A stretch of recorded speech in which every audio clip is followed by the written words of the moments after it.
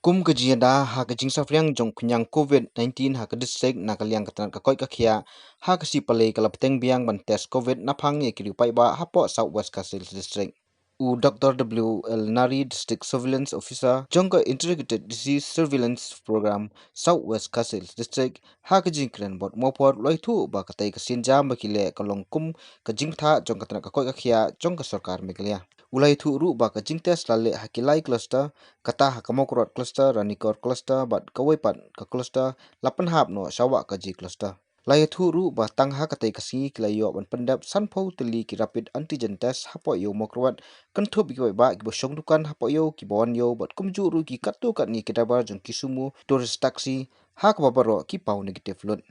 Atum ka jingtha jong ka health department jong ka sarkar neglea manne iki random sampling daka antigen test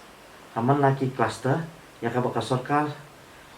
meglea ya ka health department ka bu ini lai tuli cluster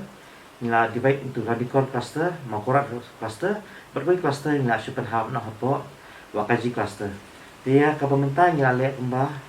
kasingin sampu tuli ki rapid antigen test apa yo makorat yakin ki rapid antigen test nila le nam taki pai ba ki ba syong dukan apa yo ki bawan yo bat kumjur katu kan ni ngut ki driver jong ki ka sumo ki driver taxi ka bingila ban lum lam yang le kita seki bat baru kila ka result ka pau negatif te nginang yai le shot kini ki antigen test selesai nam ta kini ki truck kinong nya bus ki ba khamle kha seki thain border Assam kumsha banihan ki bli sha khanapara ki ba ki khaw ki rot ki cement ikini nginang le la sai kumba athungut e kila dan pa kelis nginang le la sai bat haju paru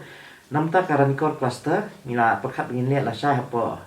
yo ranikor bat la shisni hapa yo putkro namar kayo putkro kari koi ka jaka ba kayo ka kham thnam bat ka kham bun briu dia ka ranikor cluster ngin le la sha bat la sni bat kumjuru ya ka wakaji cluster nila kan la kalian ka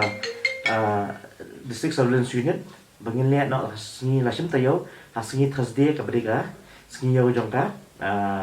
umdolun sunyo umdolun bat kumjuru hakini si nginang le agi jaka kum haki rangbelang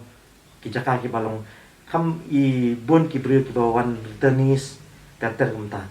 te nalor kataru hakini tayo ngira ya plan kajing le test ba pintup nadu ki checkpoint in le random test ki checkpoint